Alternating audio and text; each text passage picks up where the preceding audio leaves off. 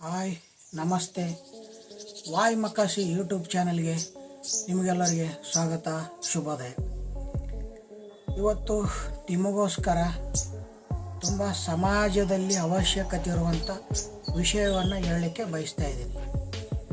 ಇವತ್ತಿನ ಯೂತ್ಸ್ ಏನಿದ್ದೀವಿ, ರಾಷ್ಟ್ರದಲ್ಲಿ ಇವತ್ತಿನ ಯುವಕರು ಮುಂದಿನ ಭವಿಷ್ಯದ ನಾಯಕರು ಅಂಥೇಳಿ ನಾವು ಪ್ರತಿಬಿಂಬಿಸ್ತೀವಿ.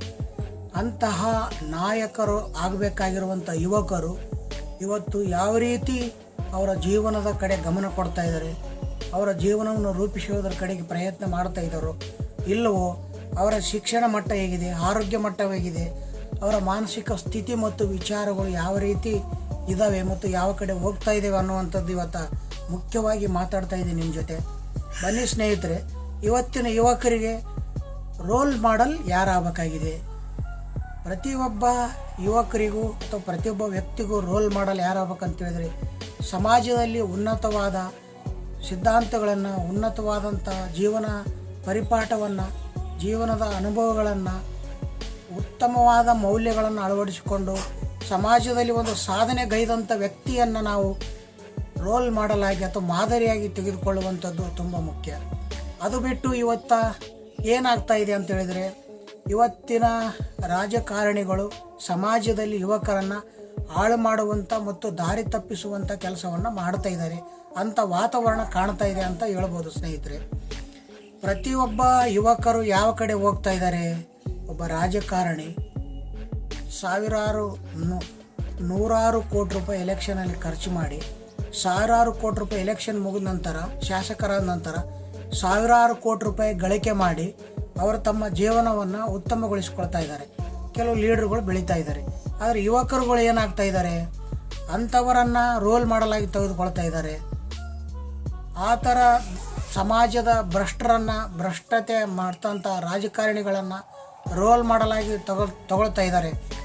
ಇಂತಹ ಒಂದು ಏನು ವಾತಾವರಣ ಇದೆ, ಈ ನಡೆ ಸಮಾಜಕ್ಕೆ ತುಂಬ ಮಾರಕ ಆಗಿದೆ. ಆದರೆ ಯುವಕರು ಯಾವ ರೀತಿ ಬೆಳಿಬೇಕಾಗಿತ್ತು?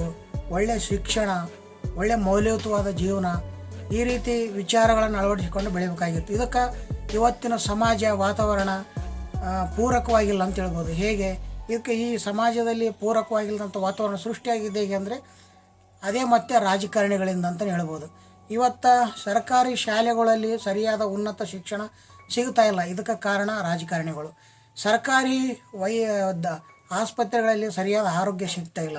ಇದಕ್ಕೆ ಕಾರಣ ರಾಜಕಾರಣಿಗಳು.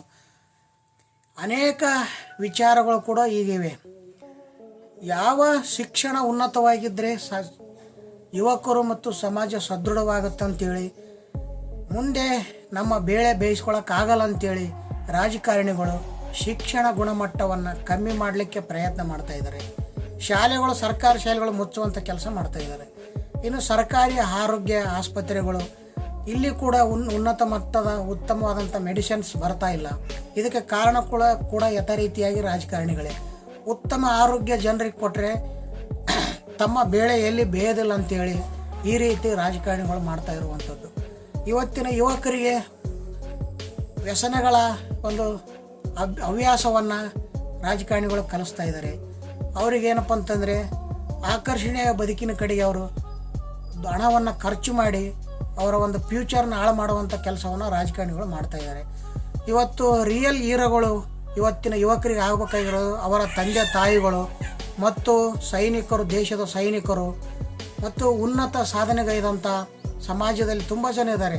ಬಾಬಾ ಸಾಹೇಬ್ ಅಂಬೇಡ್ಕರ್ ಇರ್ಬೋದು, ಮಹಾತ್ಮ ಗಾಂಧೀಜಿಯವರು ಇರ್ಬೋದು, ಹಾಗೆಯೇ ಮಹಾ ಸನ್ಯಾಸಿ, ಜಗತ್ತಿಗೆ ಭಾರತದ ಧರ್ಮ ಮತ್ತು ಸಂಸ್ಕೃತಿಯನ್ನು ಸಾರಿದಂಥ ಸ್ವಾಮಿ ವಿವೇಕಾನಂದರು, ಸುಭಾಷ್ ಚಂದ್ರ ಬೋಸು, ಭಗತ್ ಸಿಂಗು, ಈ ಥರ ಅನೇಕ ವ್ಯಕ್ತಿಗಳು ಇವತ್ತಿನ ಯುವಕರಿಗೆ ರೋಲ್ ಮಾಡೆಲ್ ಆಗಬೇಕಾಗಿತ್ತು.